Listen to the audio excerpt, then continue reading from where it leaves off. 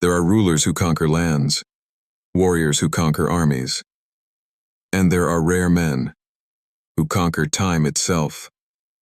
More than 400 years ago, an old architect stood beneath a rising dome, watching sunlight spill through stone windows, watching geometry become poetry. His name was Mimar Sinan. He was not born a prince. He was not born wealthy. He was not born powerful. Yet he would become the greatest architect of the Ottoman Empire, and one of the greatest engineers in human history.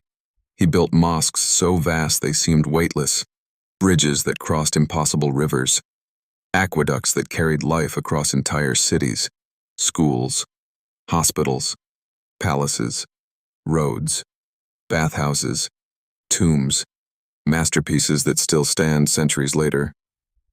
While Europe entered the Renaissance, the Ottoman Empire rose into a golden age of architecture, and at the center of it all was one man, a man who transformed stone into light, a man who studied earthquakes, weight distribution, geometry, acoustics, water engineering, and the mathematics of beauty. A man who designed buildings so advanced, modern engineers still study them today. This is not only the story of architecture, it is the story of ambition, science, faith, empire, and immortality. This is the story of Mimar Sinan.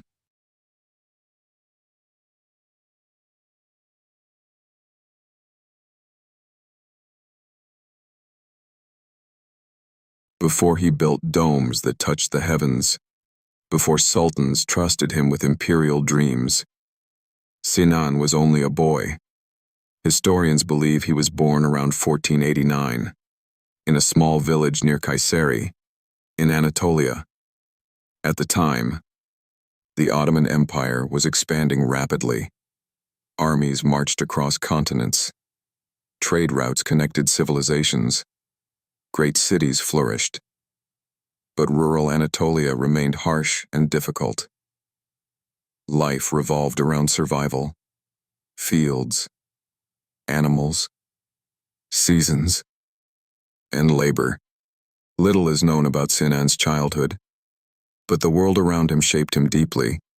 He grew up among mountains and stone, among wooden houses and ancient ruins, among rivers carved through harsh landscapes.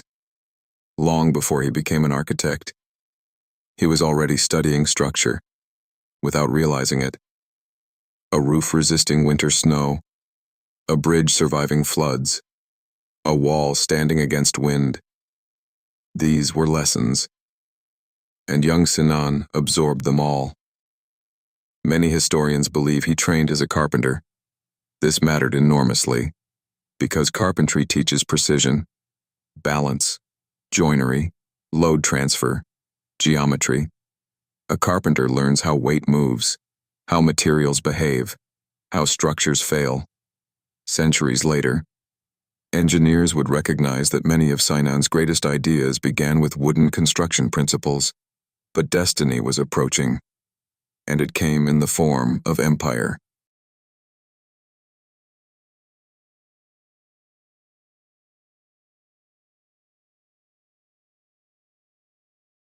The Ottoman Empire had created one of the most unusual systems in world history.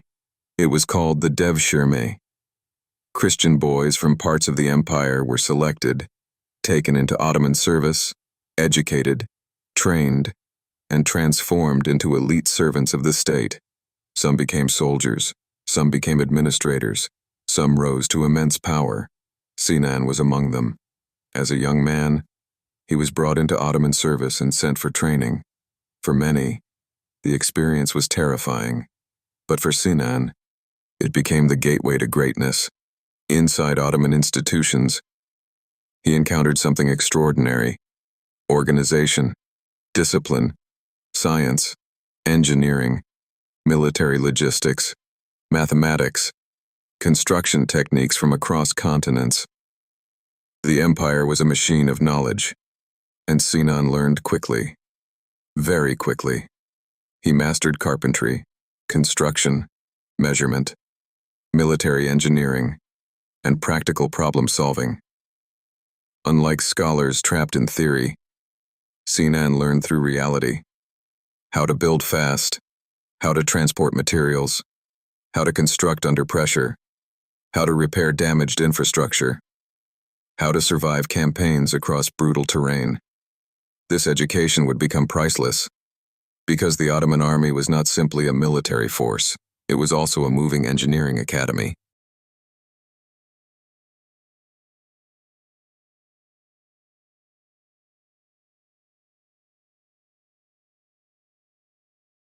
Before becoming history's greatest Ottoman architect, Sinan became a military engineer, and war became his classroom.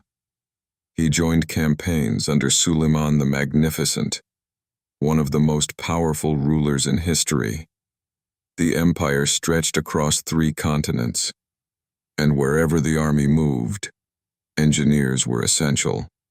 Roads had to be built, bridges constructed, fortifications repaired, supply routes maintained. Without engineers, empires collapsed. Sinan traveled farther than most men of his age could imagine. To Persia, to the Balkans, to the Middle East, to Central Europe. He observed Roman ruins, Persian arches, Byzantine domes, Islamic geometry, aqueduct systems, cathedrals, fortresses. Every civilization became part of his education. He watched how buildings survived earthquakes, how bridges handled current, how domes cracked under pressure, how arches distributed force. This was more than architecture, it was engineering science. And then, Sinan began solving problems himself. One famous story tells of him building a bridge across the Prut River during a military campaign. Fast, efficient, reliable. The Sultan noticed. Others noticed too. Sinan was no ordinary engineer. He possessed something rare, the ability to combine mathematics, beauty, and practical reality. That combination would change Ottoman history forever.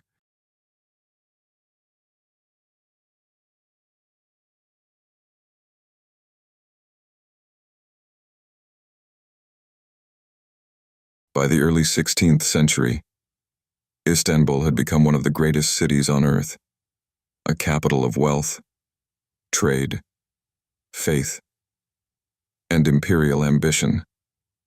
But empires seek symbols, and architecture became the language of Ottoman power.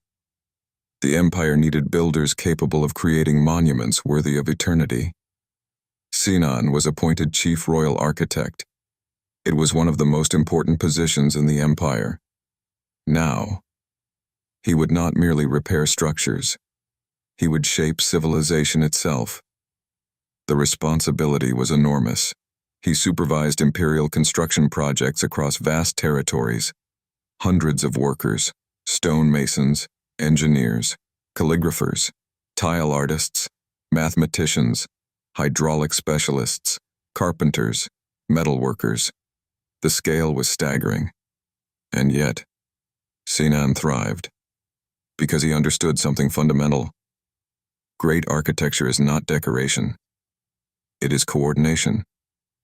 It is mathematics. It is engineering. It is systems thinking centuries before the term existed.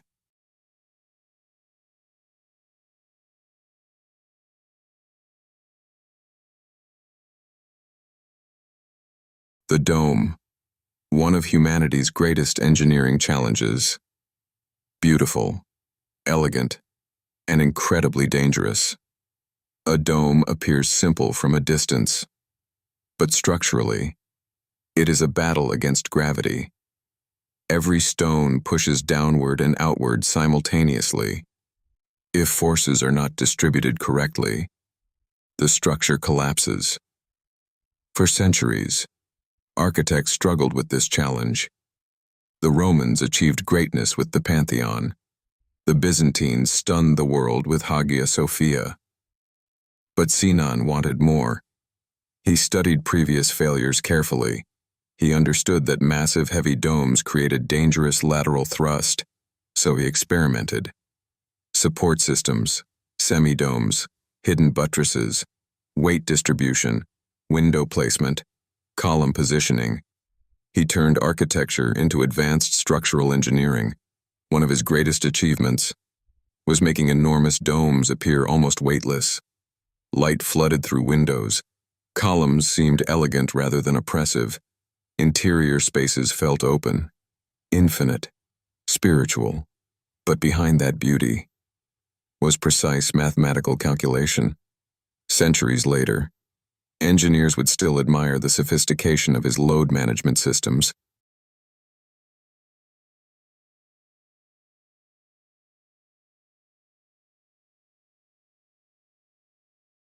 Sinan later called this his apprentice work. The Şehzade Mosque, built in memory of Prince Mehmed, the beloved son of Sultan Suleiman. But this was more than a memorial. It was a laboratory, a testing ground. Sinan experimented boldly. Symmetry, structural balance, central dome systems, semi-domes supporting primary loads.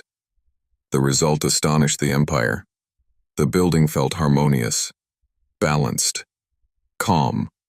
For the first time, Sinan demonstrated the architectural language that would define Ottoman classical design. Yet he was not satisfied, because geniuses rarely are. He believed he could go further, much further.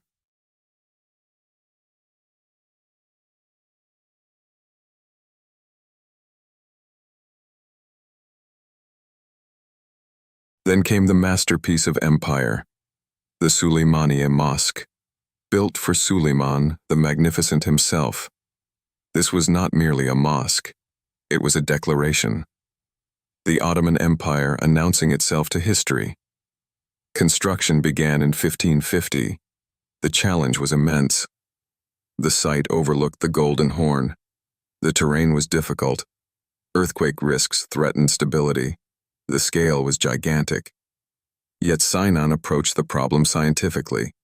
He reinforced foundations carefully, designed hidden structural supports, created controlled weight transfer systems, and engineered acoustics so precisely a speaker could be heard clearly beneath the massive dome. Some historians believe Sinan used clay pots hidden within the structure to enhance sound resonance. Whether myth or reality, the acoustics remain extraordinary. But perhaps most remarkable was the emotional experience. Visitors entering the mosque feel lifted upward. The architecture guides the eye toward heaven. Light pours through carefully positioned windows. Space expands. Stone feels alive. This was engineering serving emotion, mathematics creating spirituality, and the world had never seen anything quite like it.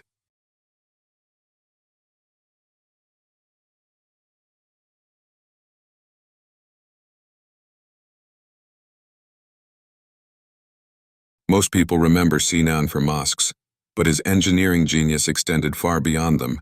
He understood a simple truth: cities cannot survive without water. Istanbul was growing rapidly. Its population demanded massive infrastructure, so Sinan designed aqueducts, water systems, distribution networks, hydraulic structures of remarkable sophistication.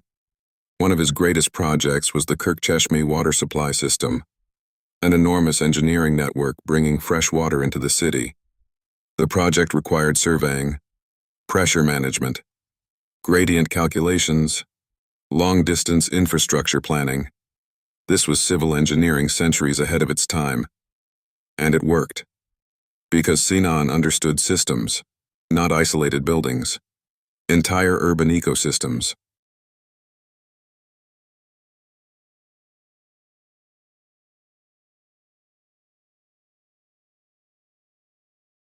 Bridges are among humanity's purest engineering achievements.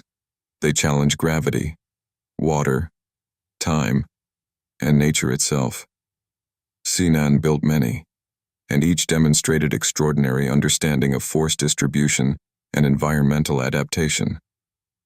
His bridges were elegant, yet durable, simple, yet sophisticated.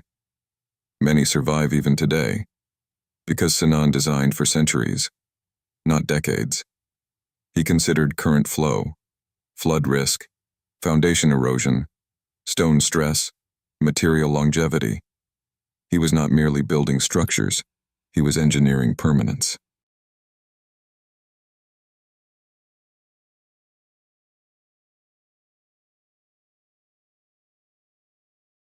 Late in life, Sinan created what he considered his masterpiece, the Selimiye Mosque. And here, he achieved the impossible, a dome larger and more unified than that of Hagia Sophia. For centuries, architects had admired Hagia Sophia as an unmatched wonder. Sinan respected it deeply, but he also wanted to surpass it. And in many ways, he did. The Selimiye Mosque feels astonishingly open. The dome rises with breathtaking clarity. Massive supports appear almost invisible. Light floods the interior. Geometry feels perfect. Modern structural engineers continue studying the building today because it represents one of the greatest achievements in pre-modern engineering. Sinan was nearly 80 years old when he completed it. Most men decline with age. Sinan reached genius.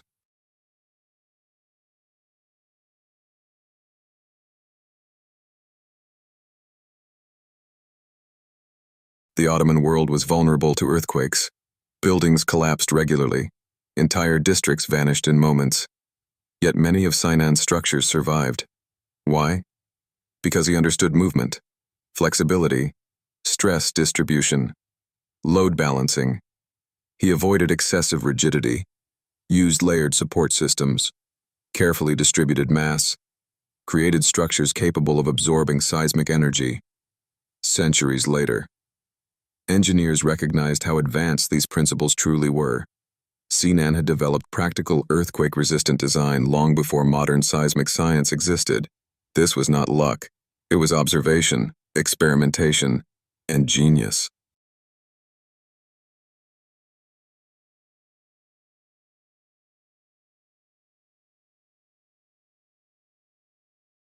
Sinan did not build darkness. He built light. This separated him from many earlier architects. He understood psychological space, how humans emotionally respond to illumination.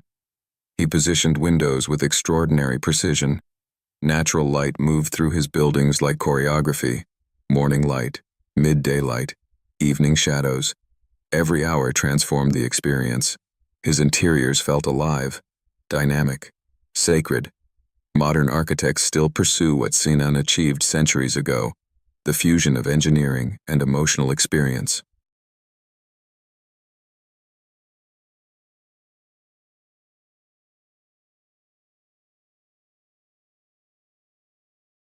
Empires rise, empires fall, kings disappear, armies vanish.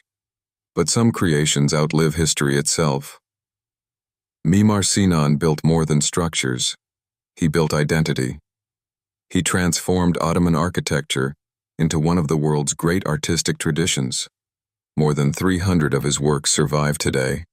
Mosques, schools, bridges, aqueducts, hospitals, public kitchens, bathhouses, entire systems of civilization, and perhaps his greatest achievement was proving that science and beauty are not opposites, that mathematics can inspire awe, that engineering can become art, that stone can feel spiritual. Today, millions still stand beneath his domes, still cross his bridges, still walk through spaces he imagined 5 centuries ago. And in those moments, Sinan lives again, because true genius does not die. It echoes, through light, through geometry, through time itself. Mimar Sinan, the architect of an empire, the engineer of eternity.